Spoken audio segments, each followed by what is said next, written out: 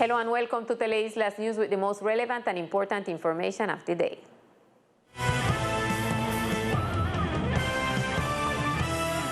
Through Resolution 652 of May 21, 2021, the third stage of the National Vaccination Plan begins. People from 50 to 59 years old will be able to start their process. In the department, in compliance with the resolution of the Ministry of Health, the third stage of the National Vaccination Plan has begun, which is for people from 50 to 59 years old. However, at the moment, people between 55 and 59 years are being vaccinated. With the new resolution that they sent out, which is the 652, they are authorized to open the third stage. The third stage includes people from 50 to 59. But first, they start with the 5 years up. That will be from 55 to 59.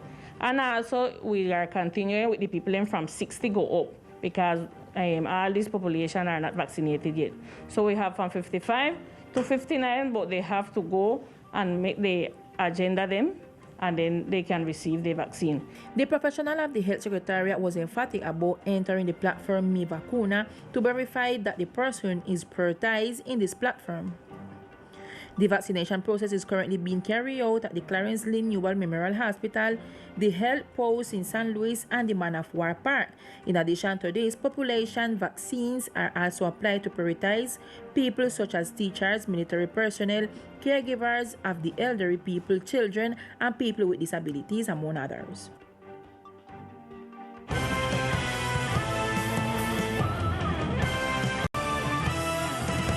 Taking into account that the hurricane season is 7 days away, our journalistic team spoke with the captain to know how the monitoring system is being prepared. El Estado colombiano, a través de la Dirección General Marítima. The Colombian state, through the Maritime General Direction, has a national marine meteorological system with a measurement network of oceanographic parameters and marine meteorology that allows permanent monitoring of the Colombian coast and seas. And in conjunction with the National Unit for Risk and Disaster Management, and EDM will issue the respective communications for the prevention and mitigation of risk and early warning of the situation warranted. The captain also stated that they will maintain permanent contact with government authorities. Se brindará información técnica de soporte para que tanto la gobernación. The corresponding technical information will be provided so that the governor's office and the mayor's office of Old Providence can take preventive measures when necessary. There is no need for alarm even though the season starts on June 1st. We will be prepared to give an early warning. The captain emphasized the installed capacity that the Maritime General Direction has to give the corresponding indication in case of need. And in the afternoon hours, more details were known about the current state of health of the man who suffered an accident in Rose Key. The National Navy gave a statement on this fact. Teleislas News reported in its midday broadcast about an emergency presented in the morning hours in Rose Key, where a 74-year-old tourist suffered an accident in the waters of the small island, which led to his transfer to San Andres. The National Navy, through its Coast Guard unit, gave more details of the event. En horas de la mañana, un turista. Actively in the morning hours, a tourist, a 74-year-old man, presented a problem when he was in the Rose Key sector, precisely because of the drift due to the train of waves. Unfortunately, he was drifting and later found himself in a complicated situation where he was practically drowning. The information given by the Rizal people was really fundamental. They were precisely the people who also managed to assist this elderly person in the Rose Key sector.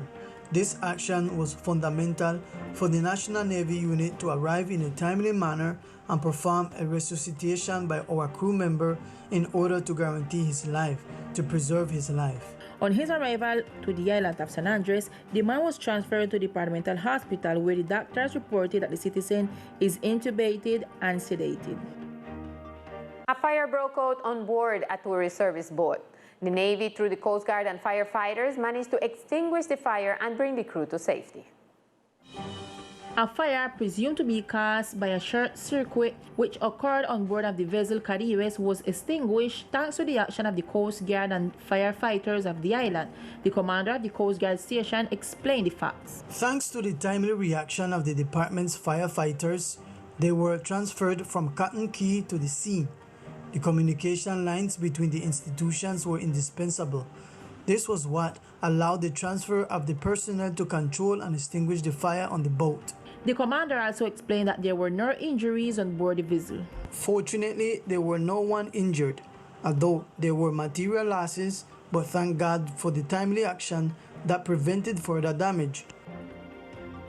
This May 28th is the celebration of the International Day of Women's Health Day, which is celebrated since 2011 in the framework of the protection of those women who have been abused in various ways.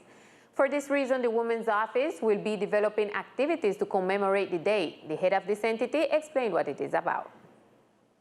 Nosotros desde la oficina queremos hacer. From the office, we want to make a recognition for the integral health, not only physical but psychological health of women, and therefore we invite all women to connect to the government Facebook Live page that day, where we will have a special guest, La Gorda Fea Viola, where she will share her experience since she was obese to date, where she will share about her physical, psychological, emotional, and social process. The link to the event will be posted on the website of the local government, which will start at 4 p.m. On the other hand, through Integral Health Bill, several empowered women from the island who work in different areas, such as the ICBF and the National Police, will be providing guidance for women in the community throughout this week. And now we continue with all the information from the municipality of Old Providence and Santa Catalina.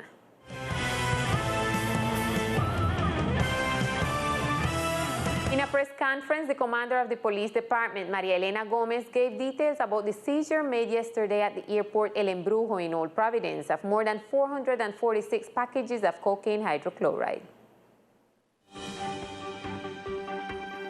The aircraft with license plate N722KR had reported a shipment of humanitarian aid.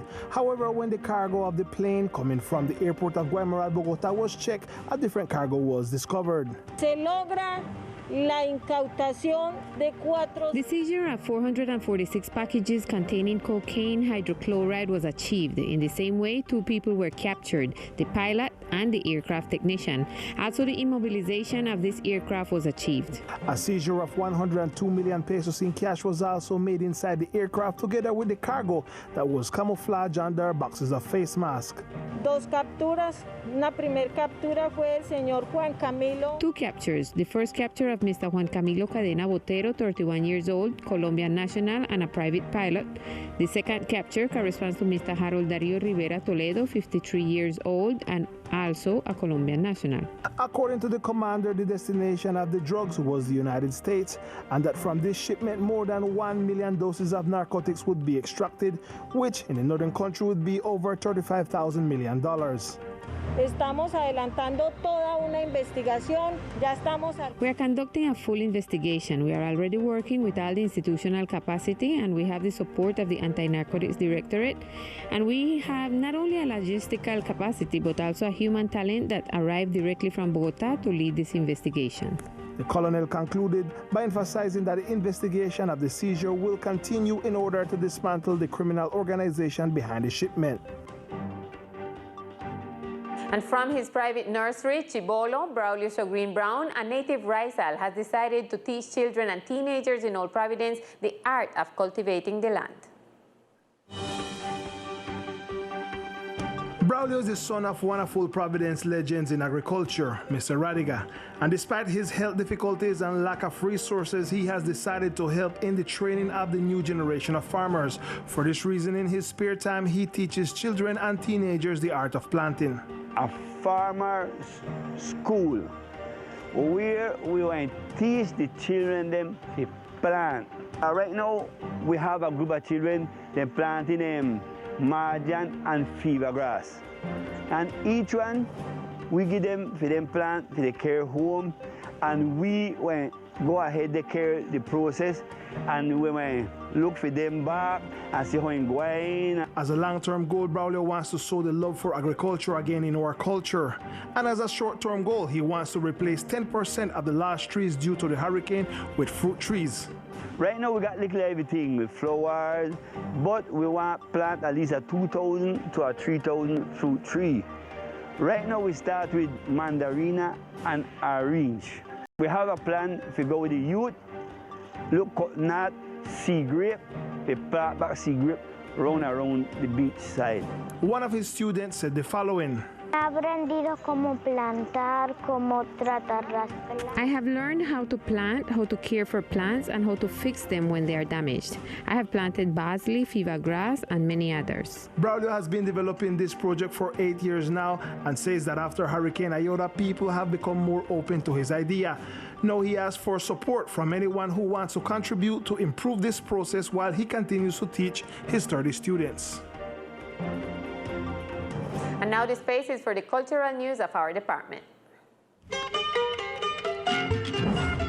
For all lovers of the islands and the Caribbean, the call for the master's degree in Caribbean Studies is open, which will be done remotely due to the global pandemic.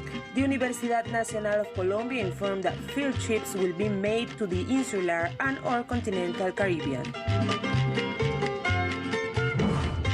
Aimed at cultural managers, there will be a virtual workshop on the circulation of plastic works, which will be led by designer Lorena Cortez Duran, which aims to provide participants with concepts on curatorship, museology, as well as valuation of works and the creation of portfolios. The connection platform is open from today at the Google Meet and until tomorrow, May 25th, from 8:30 a.m. to 12:30 p.m. and from 2 to 6 p.m.